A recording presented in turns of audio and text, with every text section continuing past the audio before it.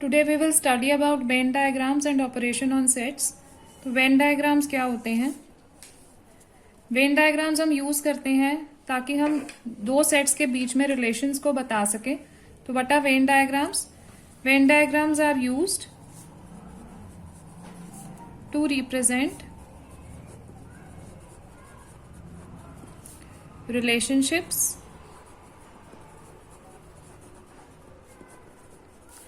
between sets।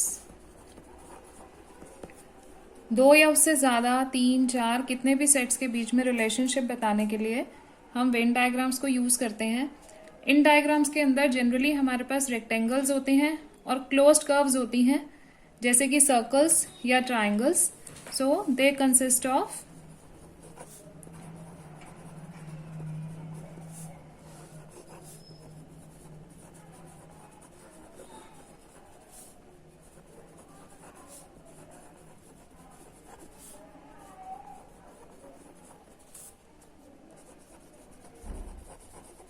Usually circles, क्योंकि हम इस चैप्टर में सर्कल्स यूज करेंगे, that's why I am writing circle here. तो यहाँ पर जो यूनिवर्सल सेट होगा आपका, उसको आप रेक्टेंगल से डिनोट करेंगे और बाकी सारे सबसेट्स को सर्कल से डिनोट करेंगे। The universal set is represented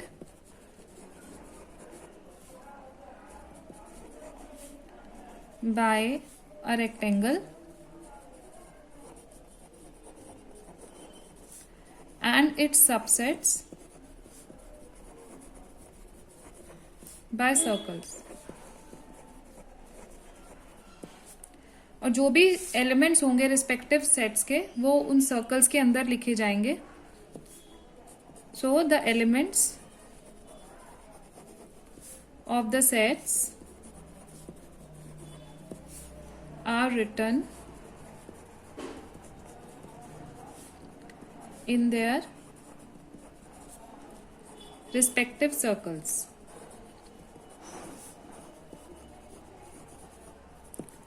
एक एग्जाम्पल देखते हैं आपके एनसीईआरटी से ही।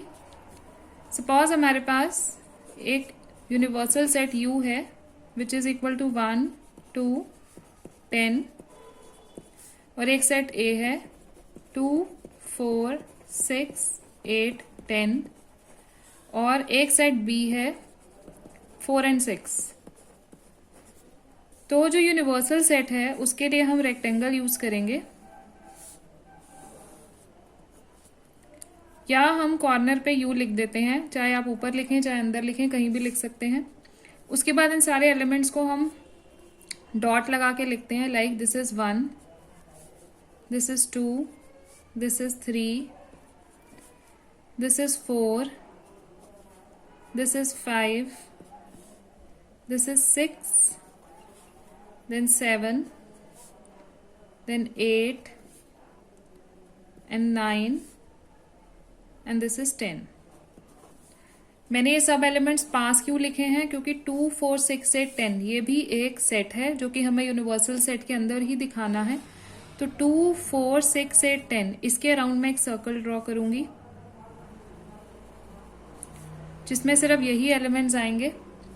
और ये कौन सा सेट है? A। इसके बाहर हम लिखेंगे A। एंड जो सेट B है वो इसका भी सबसेट है, उसमें सिर्फ दो ही एलिमेंट्स हैं 4 and 6। तो 4 and 6 के अराउंड भी हम एक सर्कल ड्रॉ करेंगे इस तरीके से, और इसके अराउंड हम लिखेंगे B।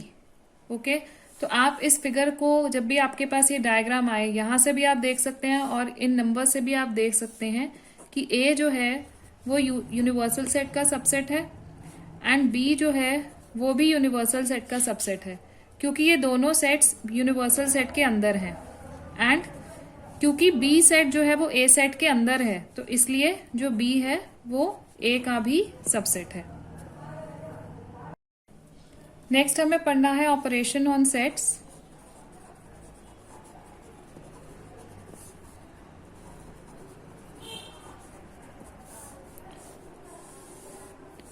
जिसमें पहला हम पढ़ेंगे union of sets.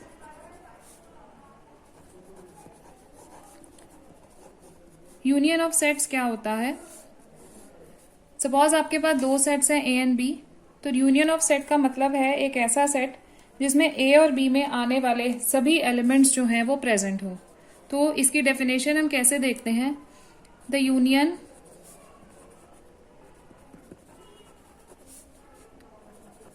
Of two sets A and B is the set, से C, कोई भी सेट जिसका हम सपोज यहाँ पे C नाम ले रहे हैं, which consists of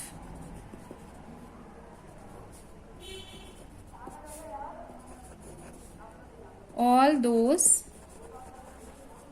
elements which are either in A और इन B, या तो वो A में प्रेजेंट हो या फिर वो B में प्रेजेंट हो, यानी कि वो सारे एलिमेंट्स जो कि दोनों में प्रेजेंट हैं, including those which are in both, मतलब दोनों में ही वो प्रेजेंट होने चाहिए। और सिंबॉलिकली इसे हम कैसे लिखते हैं, A union B is equal to X such that X belongs to A और X belongs to B।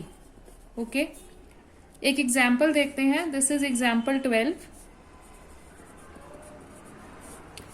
Suppose एक सेट A है 2, 4, 6, 8 एंड एक सेट B है 6, 8, 10 एंड 12।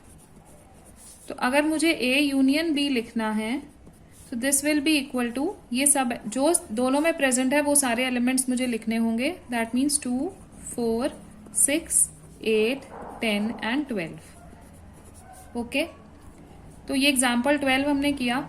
इसको हम वेन डायग्राम से कैसे रिप्रेजेंट करेंगे। इन वेन डायग्राम, जनरल डायग्राम हम बनाते हैं A यूनियन B के लिए। सपोज ये कोई यूनिवर्सल सेट U है, यहाँ पर दो सेट हैं A एंड B।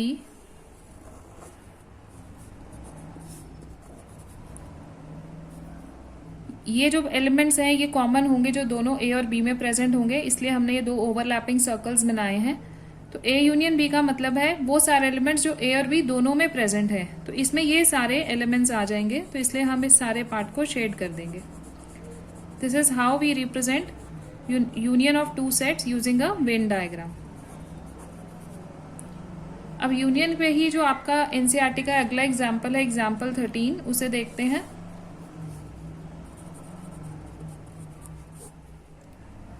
यहां दिया है आपको A is equal to A E I O U and B दिया है आपको A I U। तो आपको शो करना है कि A यूनियन B जो है वो A के बराबर होगा। तो आप A यूनियन B निकालो। A यूनियन B में एलिमेंट्स आएंगे A E I O U, यही सारे एलिमेंट्स आएंगे क्योंकि ये एलिमेंट्स ऑलरेडी यहाँ पे प्रेजेंट है, तो ये सेम हमारे पास सेट A आ गया। So this is equal to A। तो एक्चुअली में अगर हमारे पास दो सेट्स ऐसे हैं जिसमें से कि एक जो है वो दूसरे का सबसेट है, तो उनका जब यूनियन किया जाता है तो आंसर में जो हमें सेट मिलता है वो सुपर सेट होता है। Meaning if A is a subset of B, then A union B is always equal to A, क्योंकि B में A के सारे एलिमेंट्स ऑलरेडी, A में B के सारे एलिमेंट ऑलरेडी प्रेजेंट होंगे, तो जब हम A यूनियन B निकालेंगे तो वापस हमारे पास सेट A ही आ जाएगा। तो एक फैक्ट है ये।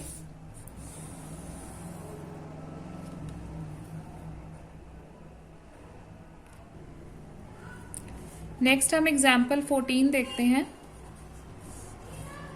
इन एग्जाम्पल 14 आपको एक सेट दिया है X, राम, गीता एंड अकबर।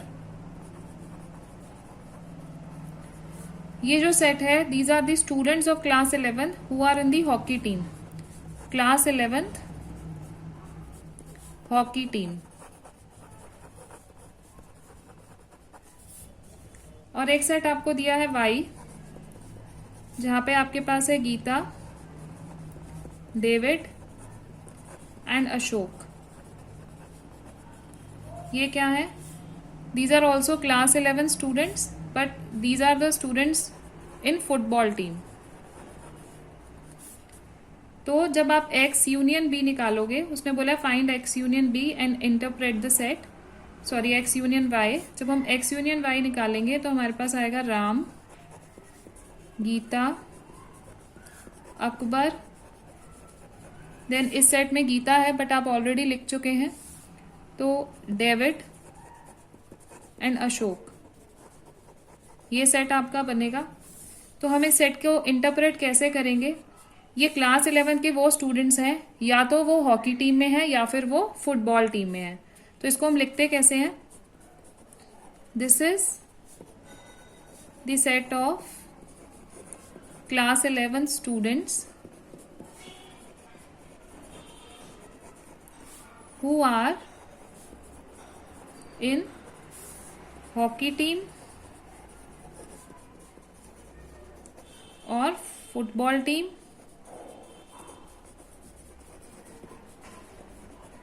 और बोथ, या दोनों में ही है। दोनों में कैसे हैं? क्योंकि गीता जो प्लेयर है वो फुटबॉल टीम में भी है और हॉकी टीम में भी है, इधर भी है और इधर भी है। तो ए इस सेट से एक्स यूनियन वाई में वो सारे एलिमेंट्स प्रेजेंट होते हैं जो या तो ए में हो या बी में हो या फिर वो दोनों में प्रेजेंट हो। तो एग्जाम्पल 14 के बाद हमारे पास कुछ प्रॉपर्टीज हैं यूनियन ऑफ सेट्स की, ये देखनी है हमें।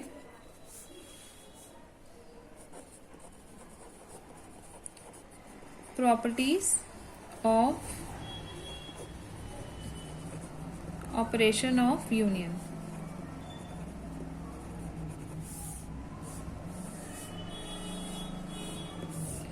तो यहां पर देखो, पहली बात की ए यूनियन बी हमेशा बी यूनियन ए के इक्वल होगा। तो this you know this is a commutative property. जैसे ए इंटू बी इंटू ए के इक्वल होता है, या ए प्लस बी प्लस पे के इक्वल होता है। तो this is commutative law. Second, A union B union C is equal to A union B union C. तो you know A plus B plus C is always equal to A plus B plus C. तो इस law को हम क्या कहते हैं? Associative law. ये आपने नंबर सिस्टम में पढ़े हुए हैं छोटी क्लासेस में। ए यूनियन फाई हमेशा ए होगा, जैसे कि ए प्लस 0 हमेशा ए होता है। इसे हम कहते हैं law of identity element.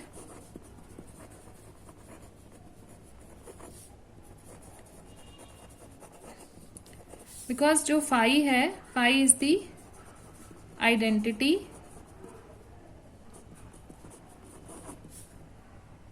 Of U, union operation की, of union operation.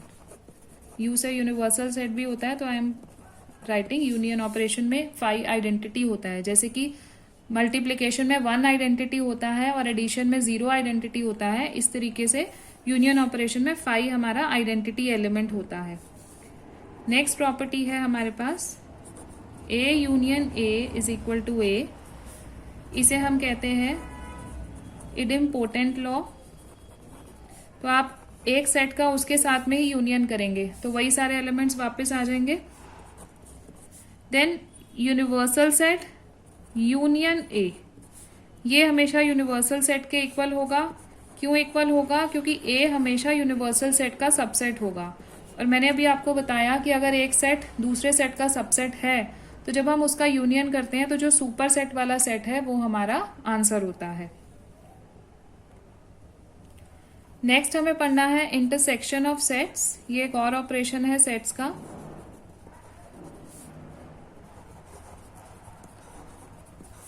Intersection of sets को हम उल्टे यू से रिप्रेजेंट करते हैं। ये कौन सा सेट होता है? इस सेट के अंदर सपोज हमारे पास 2 सेट्स हैं ए एंड बी, हम सिर्फ वो एलिमेंट्स लिखते हैं जो कि दोनों के अंदर प्रेजेंट हैं। तो इसकी डेफिनेशन क्या है? The intersection of 2 sets A and B is the set of all those elements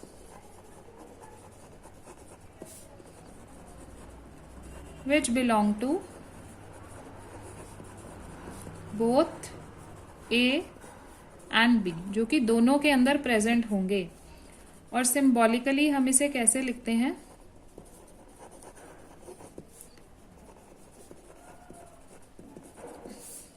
A intersection B is equal to X such that X belongs to A and X belongs to B। यहाँ पर and word आया है, जबकि हमारे पास union में यहाँ पे और था कि या तो X A का एलिमेंट हो या B का एलिमेंट हो, बट यहाँ पे A और B दोनों का एलिमेंट वो होना चाहिए। तो अगर हम इसे वेन डायग्राम से रिप्रेजेंट करेंगे तो सपोज ये हमारा यूनिवर्सल सेट है U, ये एक सेट है A और एक ये दूसरा सेट है B, ये A ये B। तो ये जो पार्ट है ये हमारे कॉमन एलिमेंट्स को रिप्रेजेंट करता है। तो this part is known as A intersection B। ये वाला पार्ट A इंटरसेक्शन B को रिप्रेजेंट करता है। ओके, नेक्स्ट एग्जाम्पल देखते हैं हम। Example 15, consider the sets A and B of example 12 and find A intersection B। Example 12 में हमारे पास A था 2 4 6 8 एंड B था 6 8 10 एंड 12।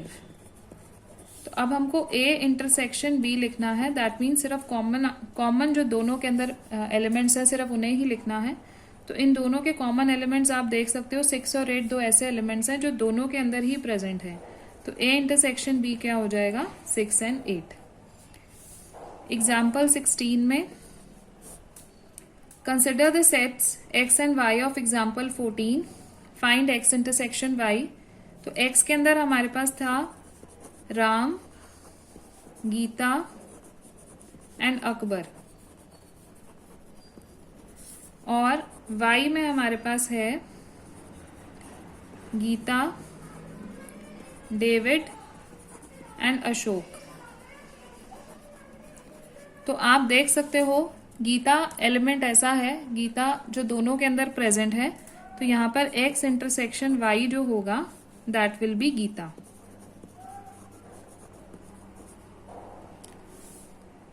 ओके, नेक्स्ट देखते हैं एग्जाम्पल 17।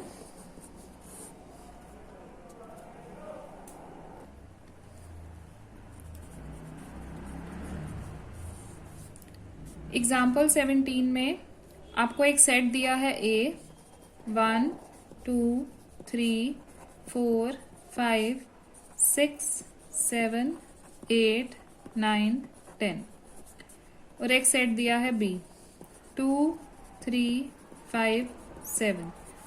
आपको बोला गया कि A इंटरसेक्शन B निकालो। पहले हम A इंटरसेक्शन B निकालते हैं। तो A इंटरसेक्शन B में सिर्फ हमें कॉमन एलिमेंट्स लिखने हैं विच आर 2 3 5 एंड 7, 2 3 5 एंड 7। तो हम ये देख सकते हैं कि ये किसके इक्वल है? ये सेट B के इक्वल है। तो यहाँ से हम क्या इंटरप्रेट कर सकते हैं कि if we have two sets A and B and B is the subset of A, then A intersection B जो होगा ये B होगा। अगर हमारे पास दो सेट्स A और B हैं और B A का सबसेट है तो A इंटरसेक्शन B जो होता है वो B होता है, जबकि यूनियन अगर होता तो वापस हमारे पास A सेट आ जाता।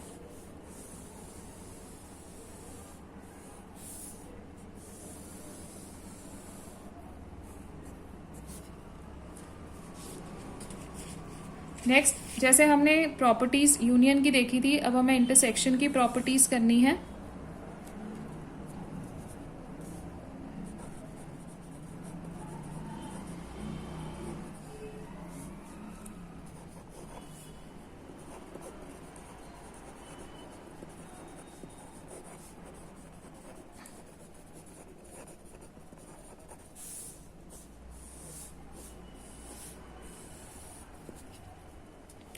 यहाँ पर first property A intersection B is equal to B intersection A, ये कॉम्यूटेटिव लॉ है।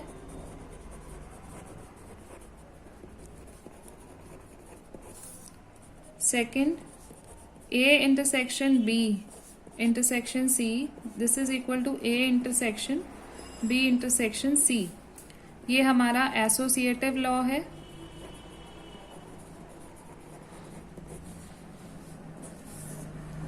थर्ड प्रॉपर्टी में फाई इंटरसेक्शन ए, ये फाई होगा क्योंकि आपको पता है कि फाई एक एम्प्टी सेट है, तो जब आप उसमें और ए में कॉमन एलिमेंट्स ढूंढोगे तो you will not find any element, तो देयरफॉर वी हैव फाई।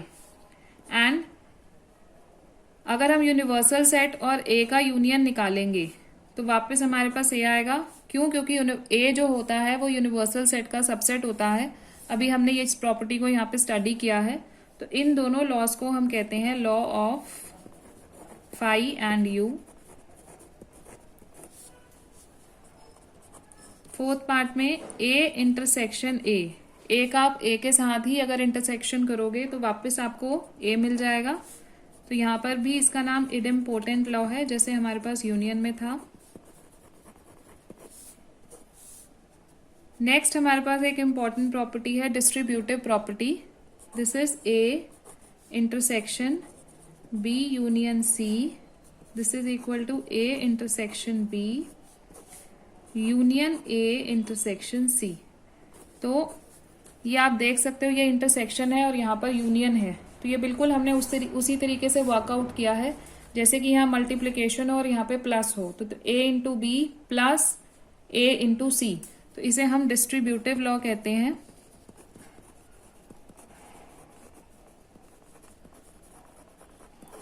और यहाँ पर हम देख सकते हैं, जैसे हम कहते हैं multiplication is distributive over addition, तो यहाँ पर हम कह सकते हैं कि इंटरसेक्शन डिस्ट्रीब्यूट्स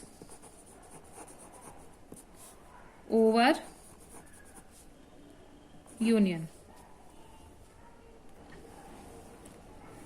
अब यहां पर एक इंपॉर्टेंट चीज, if A and B are sets which do not have any common element,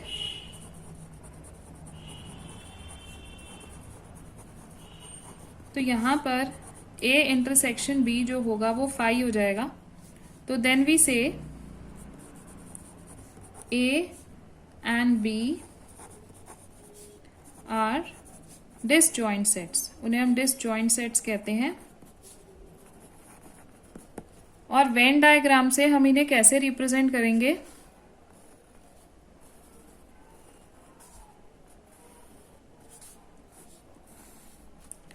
suppose हमारे यूनियन है, ये यूनिवर्सल सेट है, सॉरी, तो यहाँ पर एक सेट ये ए है और एक सेट ये बी है। तो आप देख सकते हो इसमें कुछ भी कॉमन नहीं है। तो ऐसे सेट्स को हम इस तरीके से रिप्रेजेंट करेंगे, कुछ भी कॉमन पार्ट इसमें नहीं होगा, तो इन्हें हम डिसजॉइंट सेट्स कहते हैं। नेक्स्ट हमें पढ़ना है difference of sets.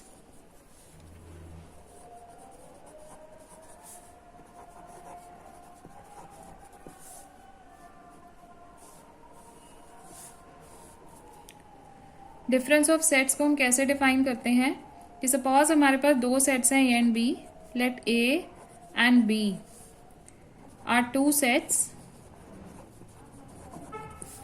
Then A minus B, difference A minus B के अंदर कौन से एलिमेंट्स होंगे? इसमें वो सारे एलिमेंट्स होंगे जो कि ए में तो प्रेजेंट हैं बट बी में प्रेजेंट नहीं है। तो how will we write this? Then A minus B consist of all the elements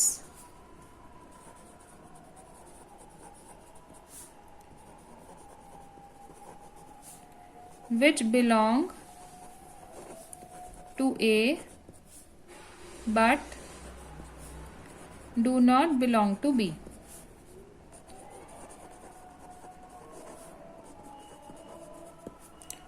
Symbolically,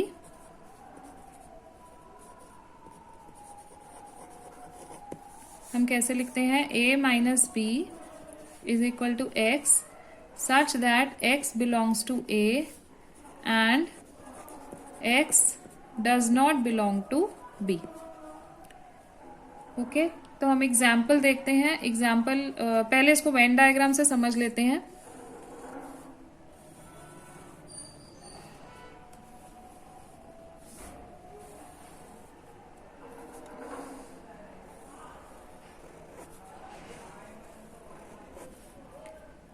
ये यूनिवर्सल सेट है। सपोज ये सेट A है और ये सेट B है, तो ये आपको पता है ये A इंटरसेक्शन B होता है, दैट मीन्स कॉमन एलिमेंट्स जो कि A और B दोनों में प्रेजेंट होते हैं। तो हमें A माइनस बी बनाना है जिसके अंदर X के सारे एलिमेंट्स हो बट वो सारे एलिमेंट्स ना हो जो B में भी हैं। तो ऐसे कौन से एलिमेंट्स होंगे जो कि कॉमन पार्ट में आएंगे, तो ये हमारी जो साइड है ये रिप्रेजेंट करती है A माइनस बी को, और जो ये साइड है हमारी, इसको मैं इस तरीके से शेड करती हूँ, तो ये साइड हमारी रिप्रेजेंट करती है B माइनस ए को। ओके, तो अब एग्जाम्पल देखते हैं। एग्जाम्पल 18, यहां पर आपको दिया है A is equal to 1 2 3 4 5 6 and एक सेट दिया है B 2 4 6 8। तो आपको पहले A माइनस बी निकालना है। A माइनस बी निकालने के लिए A में जो भी B के एलिमेंट्स प्रेजेंट है उन्हें हटा दो। तो कौन कौन से कॉमन एलिमेंट्स हैं देखो, 2 4 एंड 6, ये तीन एलिमेंट्स हम नहीं लिखेंगे। तो A माइनस बी किसके इक्वल हो जाएगा, 1 देन 3 देन 5, क्योंकि जो हमारे 2 4 6 एलिमेंट्स हैं वो A और B दोनों में प्रेजेंट है। नेक्स्ट हमें देखना है B माइनस ए। तो B माइनस ए में हम क्या करेंगे, B में जो भी A के एलिमेंट्स प्रेजेंट है उन्हें हम हटा देंगे। तो B के अंदर A के कौन कौन से एलिमेंट्स प्रेजेंट है, तो B के अंदर 2 4 6 ये तीनों एलिमेंट्स A में भी हैं और B में भी हैं। तो ये तीनों एलिमेंट्स A के हैं जो B में प्रेजेंट है। तो B माइनस ए जो होगा दिस विल इक्वल टू 8। तो यहाँ से आप देख सकते हो कि यहाँ पे कॉम्यूटेटिव लॉ फॉलो नहीं होता। A माइनस बी जो है this is not equal to B minus A.